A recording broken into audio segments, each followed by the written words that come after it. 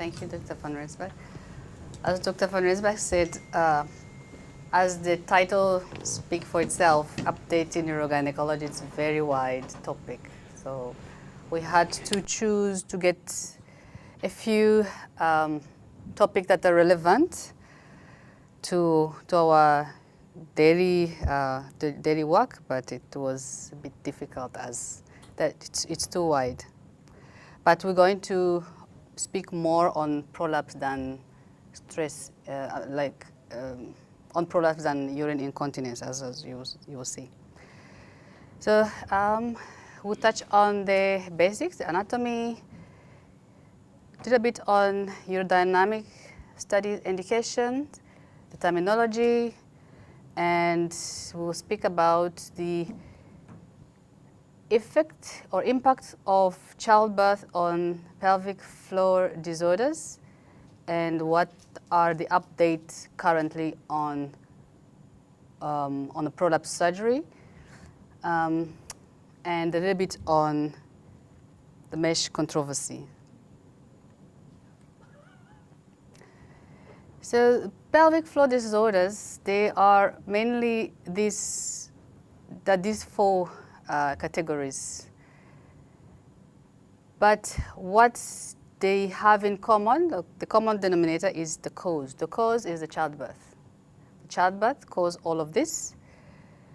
But they can also be interconnected. Patient come with the prolapse, but you have to assess for urine incontinence, you have to check for fecal incontinence and the sexual dysfunction. It's a benign disease. The pelvic floor disorder are benign disease, but they greatly impact on quality of life. It's not life-threatening, but it affects the physical health, the psychological, mental, and social well-being, and affect the body image of the woman.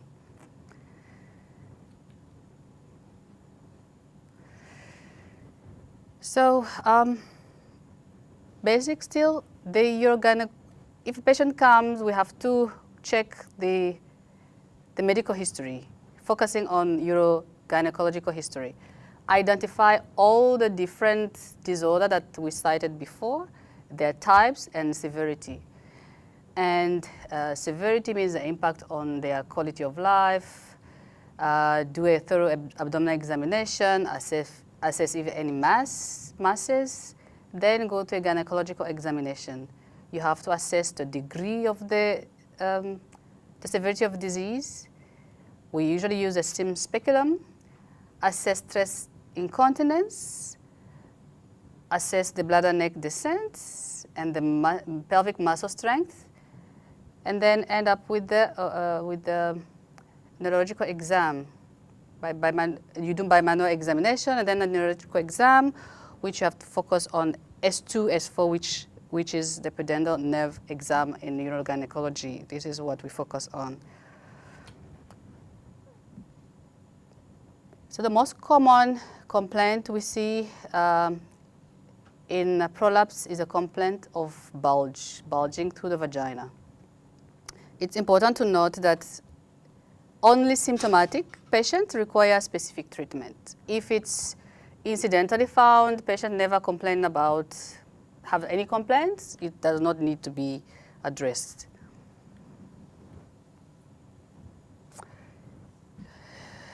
Why do we have this prolapse? We have to think about anatomical structures.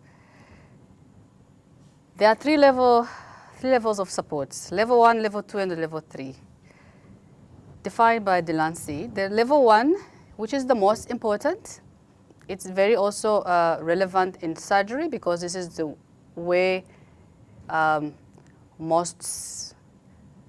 the surgery has most, I would say, significant outcome.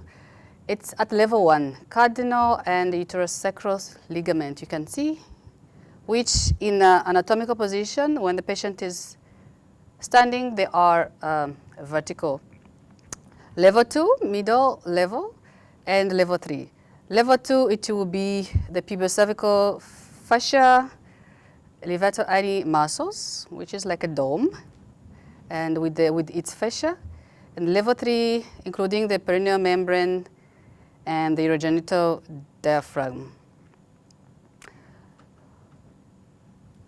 When we talk about the uterus, the most important level of support is level 1, which is uterosacral ligament, which is level 1 support. About the vagina, paracarpium is also very important because it affixes the lateral part of the vagina to the surrounding fascia. There is a type of surgery that the birch suspension, that what it addresses. Level 3 is not part of paracarpium. Important to note that this level 3 fuse with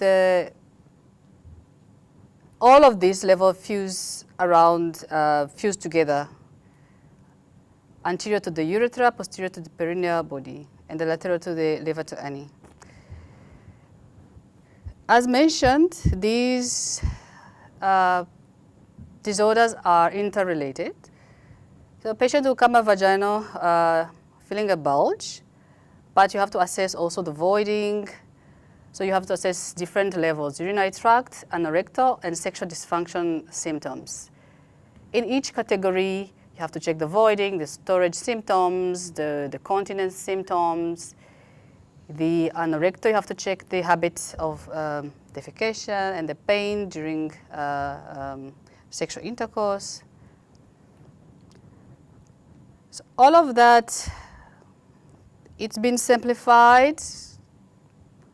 I will share on the group our way. There is a very good summarized table and flow chart on what to ask in what type of complaint. So these are just illustration of what we see in the prolapse. This is anterior vaginal wall or anterior compartment prolapse. When there has been a hysterectomy, we have vaginal vault prolapse, middle, and posterior. It's important to note that it's very rare. It's that a patient comes and you only find either anterior, middle, or posterior. You find different degrees of prolapse on different compartments. You can find one only and other non-existent. So when it's grading, you have to grade different compartments. So that was a clinical staging. But there is, if you see on this chart, the last one, 1996, this is the most recent, and this is the objective or quantitative grading, where it may mean mainly the POPQ classification. This is how it has been evolved from 6.3 until recently. So this is what we use, the last one on the right side. Objective quantification. It has 9 points. So we assess anterior, middle, and posterior. To note that anterior, there's point A to measure, posterior point A, and in total, all of these 8 points have to be measured in Valsalva. Transvaginal length is only measurement where in non-Valsalva status. So what about the continence? There are two elements to remember: intrinsic factor and extrinsic factors that contribute to urine incontinence. Urine continence, yeah. The intrinsic skeletal muscles, it contributes to, under stress, to 70% of the whole symptomatology. So the intrinsic skeletal muscle, 70%, that's the most important. So what is the theories behind the urine incontinence? There are two theories, one called integral theories and one hammock theories. I won't go too deep into that, but Just to point to note here, there is a pubourethral ligament at the junction of the middle and upper third of the vaginal wall. And the hammock theory is mainly the position of vagina give support to with all the structures surrounding it. The posterior side of the vagina provides backbones against which abdominal force compress the urethra.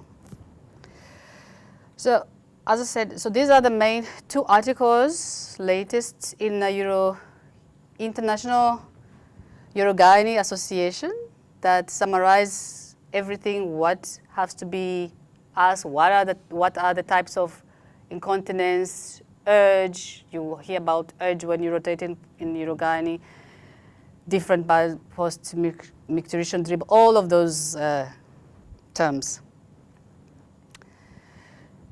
Let's talk about the effect, the latest on a few chosen topics. We say that the childbirth has effect on pelvic floor disorders. So what are the latest? We're going to talk about urine incontinence, role of episiotomy, and fecal incontinence. So much has been discussed about episiotomy. And the trend now in some setting is to abandon the episiotomy, but can we abandon it completely? There are two large studies, one systematic and one randomized controlled trial that support. These were published quite recently, last year. They still support the use of the no episiotomy use. They say that episiotomy it worsens the pelvic floor tear or injury. However, we've got another one done recently called Impact of Epicaesar 60 on mediolateral episiotomy, done in the UK. It's a 2 years data review that show, so Epicaesar 60 is an episiotomy, type of episiotomy that's specifically designed to achieve a cutting angle of 60 degrees. So this was done to assess if the use of this type of episiotomy continue to sustain obstetric injury reduction. And their finding were that the use of this type of episiotomy is beneficial. There is a reduction in obstetric anal sphincter injury. So, conclusion, there's still some controversy around the issue. So, how the childbirth affects patients who have had urine incontinence surgery, patients who have had sling inserted. Two studies found that there is childbirth after sling insertion does not make the symptoms worsen or recur after sling operation in patients with prolapse. Okay, this same. Did you say that we can be free with questions?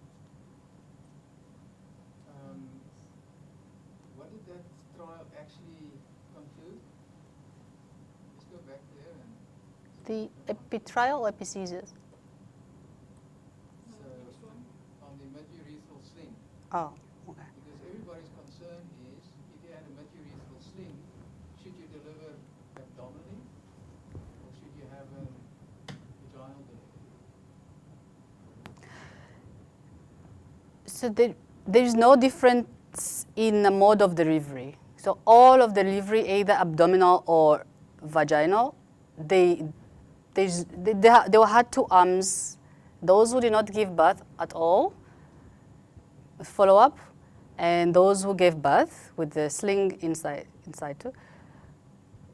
the difference in recurrence of symptoms. There was no difference in 2 years follow-up. I don't think it's concluded yet, is it fully safe? So in that last note that you made, however, having more than one delivery after meteoritical sling seems to impact the confidence status. If it's more than one delivery. Yeah, so still we haven't got a clean answer, but there has been trials now done where they actually allowed normal vaginal delivery. There's a theme coming out that it is childbirth in itself that causes the pelvic floor defects. Yeah. But I recall that there were studies that showed that it wasn't the birthing itself, but the pregnancy itself that actually caused the defects. Is there any update on that? No, it's still true. It's still true. That's why, to say you want to protect the pelvic floor by cesarean section is actually a debate on its own. So you cannot say if you're going to give the elective cesarean section. I actually told her not to bring that in today because it's a long topic actually. But in a nutshell, if you're going to say you want to give an elective cesarean section to protect the pelvic floor, yes, it's true. But the consensus is the other comorbidities and the possibility of higher mortality rates still justifies to say, listen, you recommend the vaginal delivery. Also, to add on that, Dr. van Rensburg, the Caesar would be only beneficial if it's done not in the second stage, after the second stage of Caesar. So if done, it loses the benefits of protection.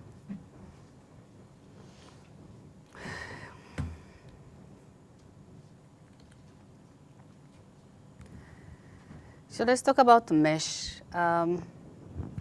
Anyone who followed the news have heard the mesh, even though we didn't know what all the details about it.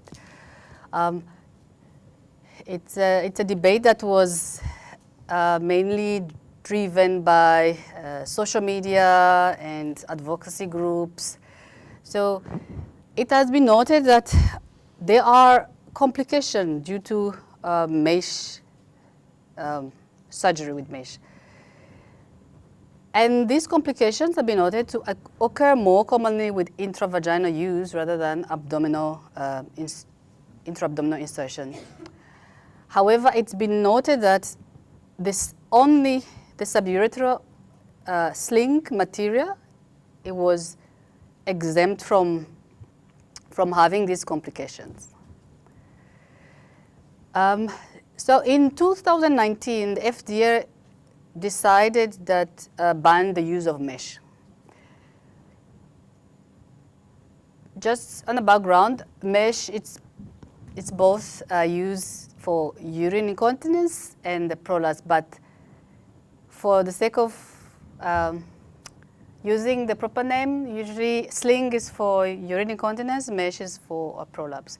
So it's been found that these complications are more in prolapse than in urine incontinence. But when FDA banned this use, they banned it for both type of operations.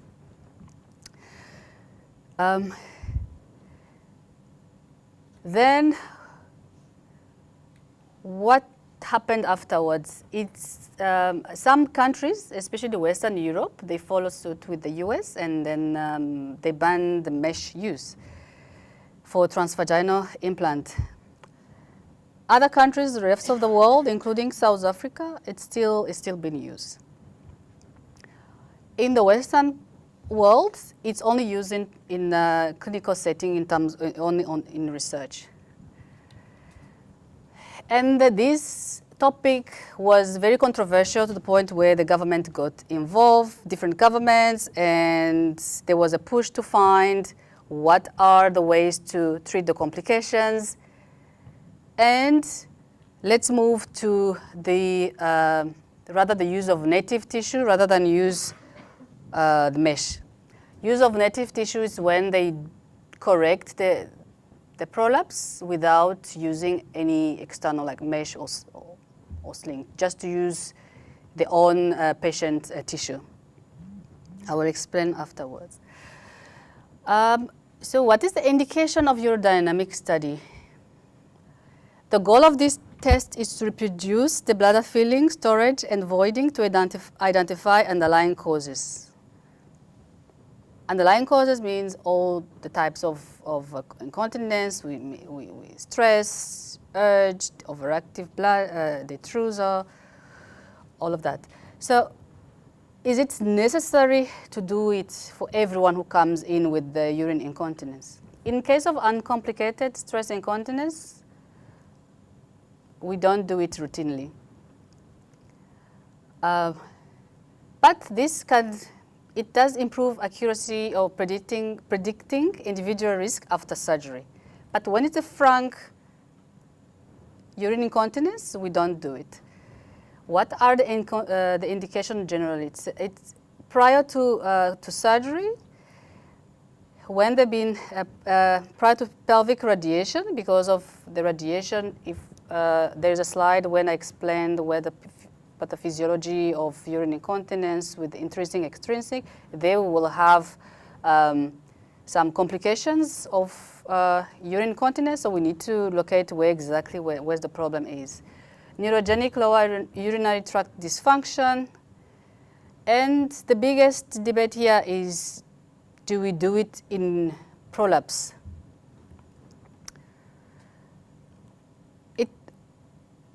It's indicated, but it's not an absolute indication. Why? Because when a patient has a urine prolapse, pelvic prolapse organ, when there is a reduction of that, it can cause us to diagnose a mass urine incontinence. And the use of this is, do we do it routinely? So if we go to correct for prolapse, then we can correct for the incontinence at the same time. We'll answer this question in the next slide later on. So what are the terminology for surgical procedure to treat pelvic prolapse organs? I won't mention every types, there are so many, but this article, it's a very good article. It has a table with every type indication, a very simple summarize in simple terms what are the steps. So before you rotate in urogyne, you can just get that paper. You have an idea of what they do. This is a flow chart that shows this type the surgery. It's also simplified. You see that where highlighted. This is the most important. We've got reconstructive, anterior vaginal wall repair, and obliterative. For reconstructive, we have native tissue and graft. Oh, sorry. Okay, in here we, this on the left side, extreme left side, we know this is the most important. Sacrocolpopexy, sacrocervical pexy, uterosacral ligament suspension, which is a native tissue, sacrospinous ligaments suspension, iliococcygeus fixation. This one in the middle second column, these are the most important now, because as we tend to steer away from the graft, these are the future of surgery, the prolapse surgery, especially in apical prolapse. Why apical prolapse? Why are they more important? Because as we mentioned, level 1, that's where the most support of the cervix, the uterus is. So in reconstructive surgery, level 1 is the most important to go and address. And as we don't use graft anymore, well, in the Western world at least, so this second row is what they tend to use nowadays.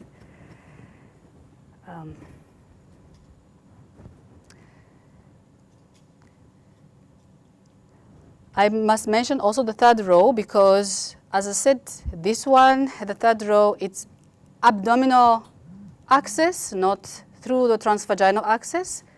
The mesh has not been banned for this type of surgery. just this one show what is sacral colpopexy. You can see where the mesh is inserted at the level of the sacrum. Okay. Here's a quick illustration of uterus sacral ligament suspension. You see that they didn't use any graft. Sacral spinous, it shows where exactly it's going to be suspended.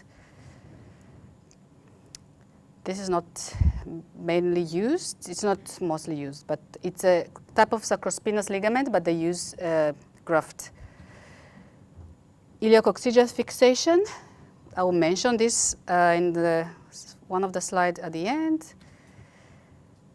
Sacrohysteropexy. Anterior vaginal repair, and one of the most obliterative procedure. So this one, they obliterate the vaginal canal.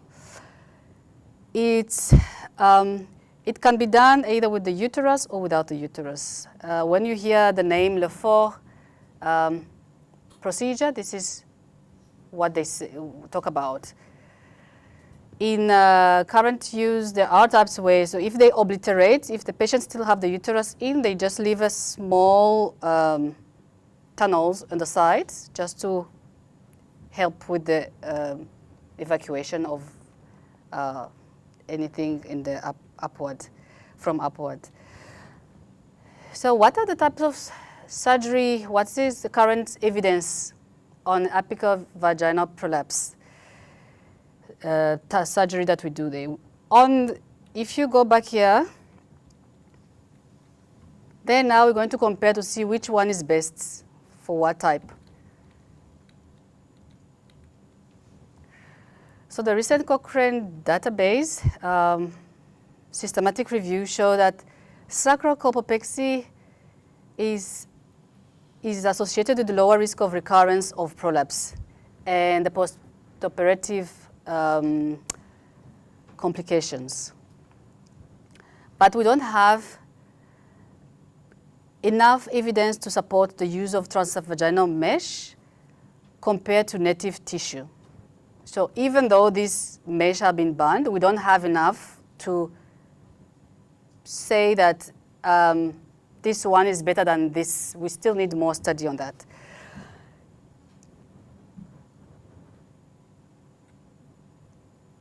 And notably to note that with this ban that I mentioned in the mesh controversy, it's no longer easy to review this type of surgery done in the Western world.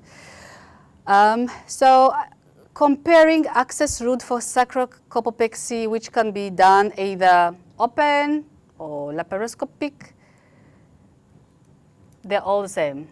There is no access that is superior to the other. So what about now the native tissue for vault prolapse? Which one is best? Iliococcygeal fixation. There is a study recently that showed that iliococcygeal fixation, it's the most recommended for prolapse. However, this was a review of literature available. It's not been randomized. Even if the latest that we have that is showing evidence, we need more study here to show with the randomization. What is ICF? ICF, well, it's this one. But we don't use it a lot here. In the absence of, in the case of advanced prolapse, stage 4, sacrospinous ligament fixation and uterosacral ligament suspension, they are the most recommended.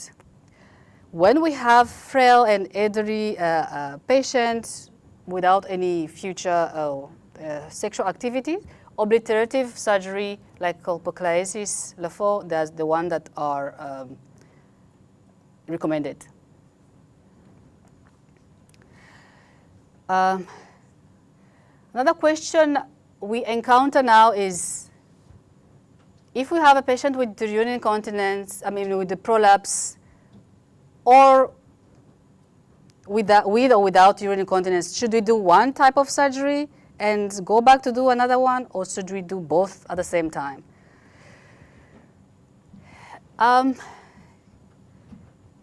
We really don't have a conclusion on this topic because different studies show different both findings in support of either doing one step or two steps.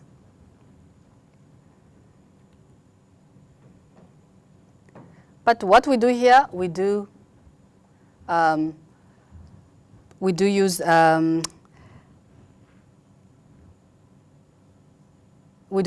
urodynamic studies, and when possible, we go for one-step surgery when we encounter both pathologies in a patient. So what are the implications? In women with the prolapse and urine incontinence, a concurrent middle urethral sling probably reduces postoperative stress urine incontinence and should be discussed during counseling. But it might be feasible to postpone the mid-urethral sling and perform a two-stage procedure. So we've got a choice to do which we want and what the patient prefers.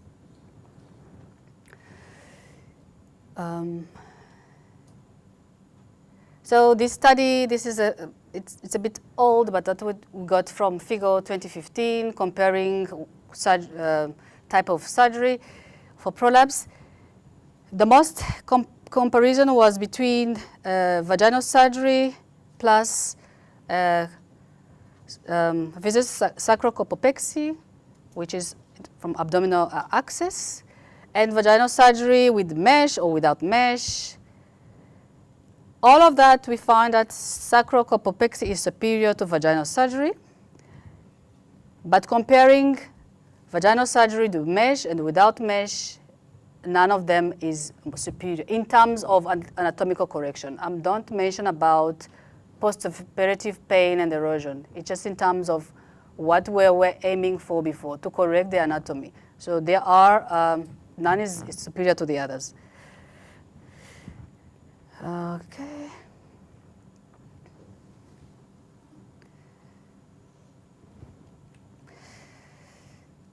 As I mentioned before, comparing sacral colpopexy, laparoscopic versus open, they're both the same. None of them is superior to the other. As I mentioned before, which one is more, cause more complication? Complication here, it's pain and erosion.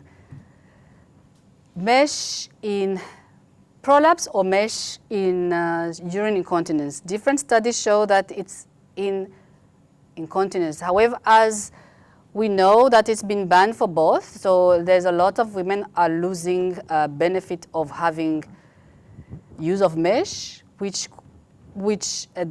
is really not supported by valid studies. But because of the pressure of the government, the public opinion, this mesh has been discontinued.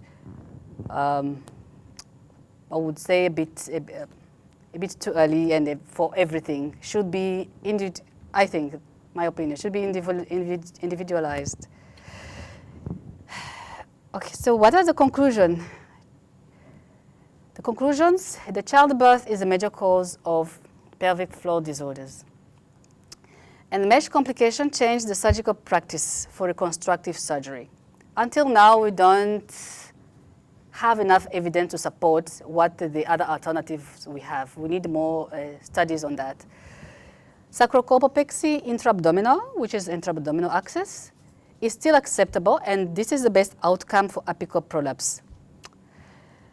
And further studies are required for native tissues repair to compare and see which one is the best for which type of patient. And as I said, there are still a few controversy about episiotomy, and we must be on the look about what are the latest updates. Thank you.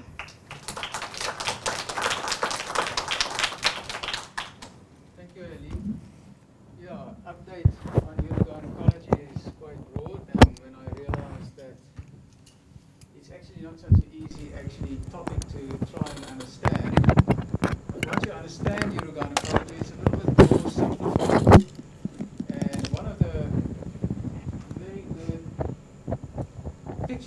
showed is actually the multiple choices that you have when you're going to do surgery. So the question for us is also, how do you decide what procedure will you do? And that's almost a topic on its own. But can I ask you, Aileen, maybe you want to tell them, if you have to decide, how are you going to decide what procedures?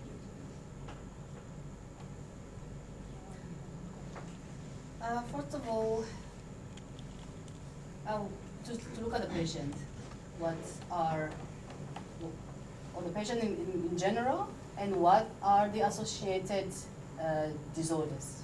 She has a prolapse, does she have other prolapse, other disorders, urine or posterior, or urinary or Yeah, fecal. to answer the question in my mind, you're going to individualize. You have to look at that specific patient. And that is what you're going to say in the exam. There is no definite procedure, and if you look at the conclusion, we say that the sacrocolpopexy has become the gold standard, as they call it, for the apical support. But when you talk about the gold standard, you have to talk about what is the safest procedure. There's so many aspects involved in that, and therefore you have to be careful when you use the terminology of gold standard. So I would advise actually against that. I would say rather say for this individual patient, this will be the best procedure, which will include safety. Because it might be that you need to do a sacrocolpopexy in a patient who had 5 or 6 laparotomies prior. And then you have to say, listen, maybe the vaginal route for her is going to be safer than an intra-abdominal procedure, where you're going to avoid maybe the increased risk of a organ injury.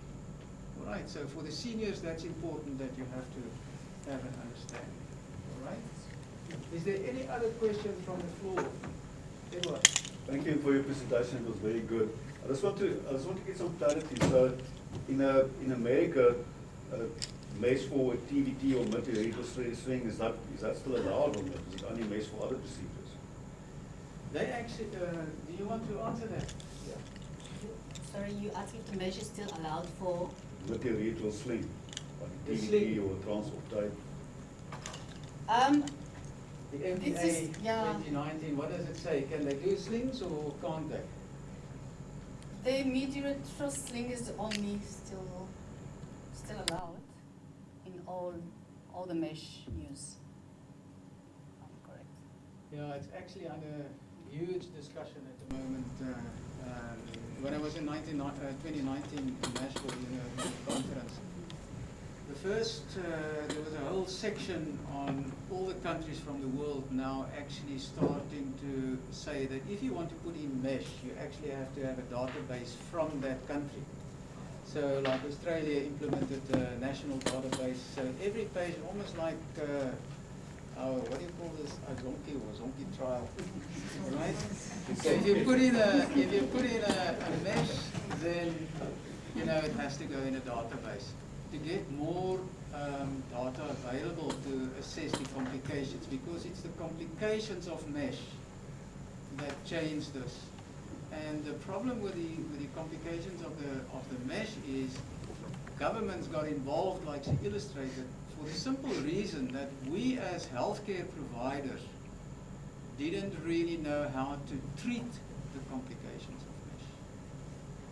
And we didn't really discuss that today, but I can just tell you that, from our side, we were involved in FIGO in 2015 when we started working on complications of mesh to try and give a guideline.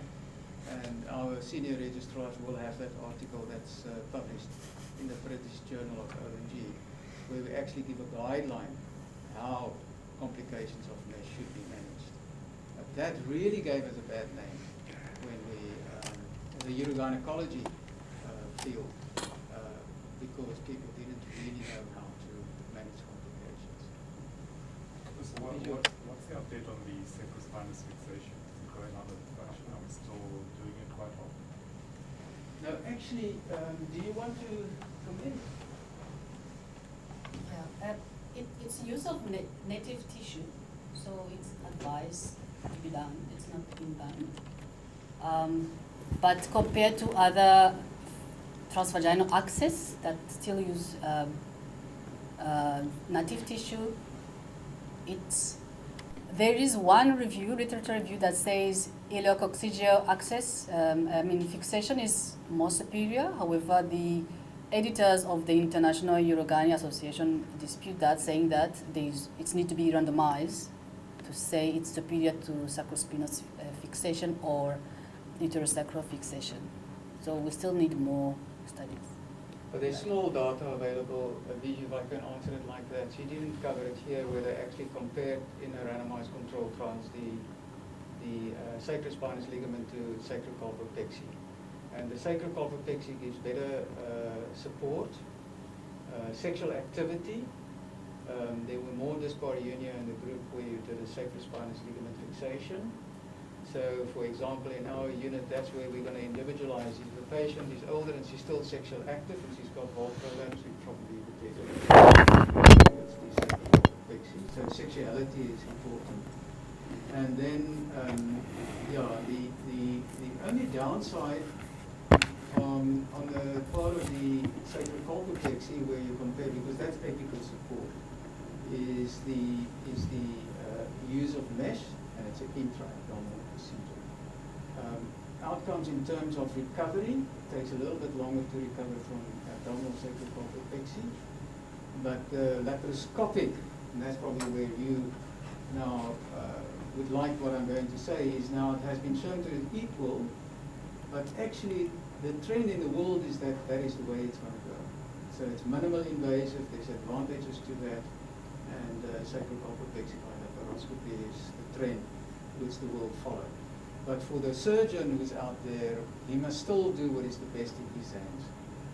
Not to do a sacrocolpopexy by laparoscopy if he's not adequately trained. So that learning curve is really steep for the sacrocolpopexy. Just to follow up on that, the involvement of Perdental Nerve entrapment and sort of complications from there, what's the incidence when you look at it from a The sacrospinous ligament, the danger, do you know what a sacrospinous ligament fixation is? Because it's so sad for me, people don't see these operations now in COVID time. And this is one of the dilemmas. We haven't operated, but you basically have to attach the upper part of the vagina to the sacrospinous ligament. And she's got a very good, she had a very good picture somewhere where you actually can see what is the level of that cervix. So, do you want to show us quickly that one anatomy? I just want to show you something. I feel you really need to go home and understand this, because in anatomy that is very important. Just go back to that. Type of surgery, but the anatomy. Let's go right back to the anatomy.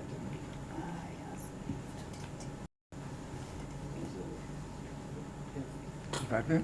You got a pointer? Yeah. If you look at this picture, it's a good enough picture. This is basically a patient standing up straight. If you look at the cervix, you can see there is the spine, right? You can see that the cervix is almost at the level with the transcervical ligament going that way. Then you have the uterosacral ligament. So when a woman is standing up straight, that plane of that uterosacral ligament is vertical. So we call it a suspension. It's actually hanging there. And then in one of the other pictures that she had with the whole pelvis, where the uterus was actually supported by the levator ani. So the levator ani is working, also giving support. Now, this is important that you understand. If we do a sacrospinous ligament fixation, we actually attach the vagina there. So to obtain, to know that you can do it without any damage to your perdental nerve, first you need adequate length of the vagina. And we usually say if it's 8 centimeters or less, it's better not to do it. So that's getting to a contraindication for sacrospinous ligament fixation. Sacrospinous ligament fixation distorts the axis of the vagina. So if a woman is standing up straight, the axis of the vagina is actually more horizontal. where the uterosacral is more vertical. And when you're going to put a patient down in supine, then obviously that's just going to change because you change that angle. So the surgical anatomy is a little bit different from when a woman is standing up straight. Okay, so the perdental nerve is the nerve of the pelvis. And that is why she would check the dermatomes of S2 to 4 to make sure it's intact. And Viju, I know now is getting a little bit of an interest in pain syndromes in the pelvis. Now with perdental neuralgia, obviously where you're going to put that suture in the sacrospinous ligament and you put it in the wrong position, you can catch the perdental nerve. And the perdental nerve is the nerve of the pelvis, so it's a serious complication. And that usually presents where they have pain in the buttock. And usually when they sit, it aggravates it. Once they're standing up, they take the pressure off it. And then it actually relieves the pain. And that is clinically how you would basically diagnose that. Okay, so perdental neuralgia is the problem.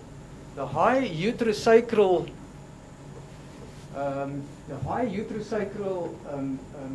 fixation that we do of the vault, if you follow the ureter in terms of the uterosacral ligament, you will see that it becomes very close to that if you're going high onto your uterosacral. And the problem with that operation is it's a good operation, but you can kink the ureter.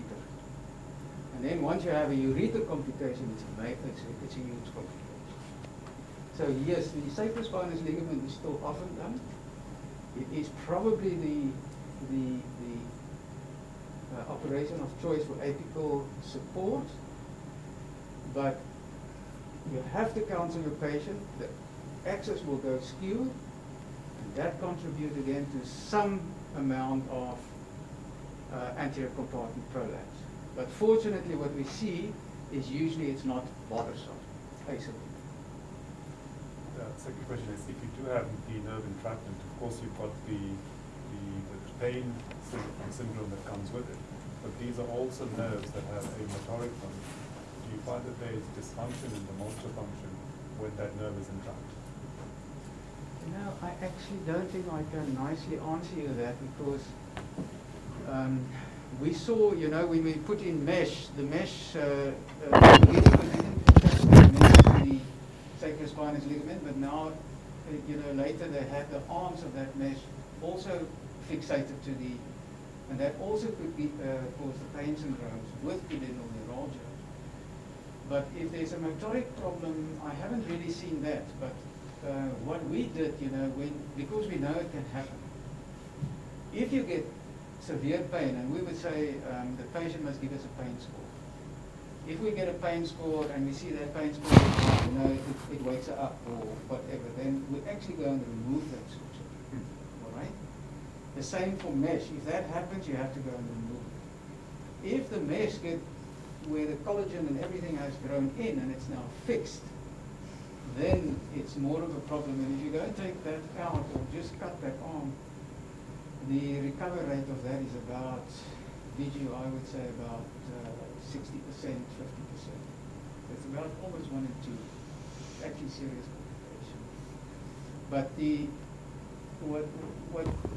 what you probably look at, if you get that chronic inflammation and entrapment of that nerve, and that we've never done in our unit, but the French would do that, is where they actually go and do a release of that nerve.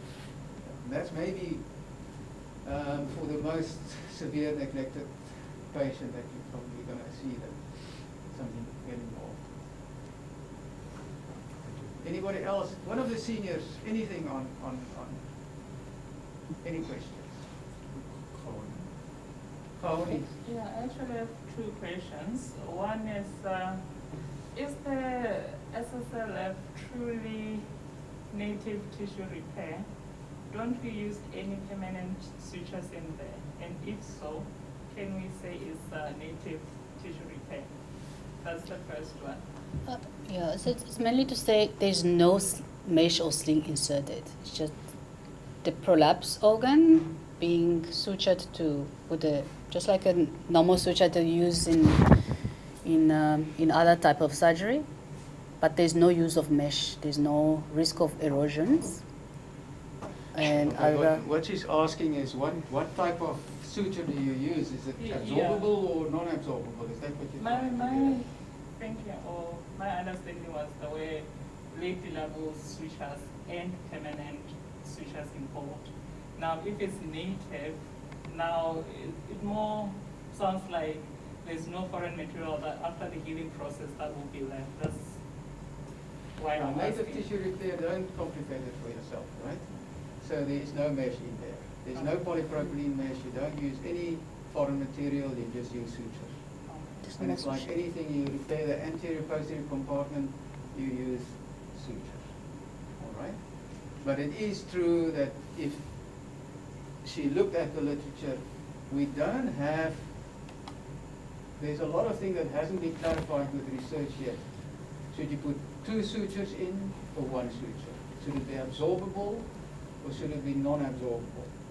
And the trend was now lately with what people are doing more, they push the boundaries and we go non-absorbable. For that reason, you don't want to, and now you actually, if you have a non-absorbable, what we do in our unit, we will actually bring that suture intravaginally.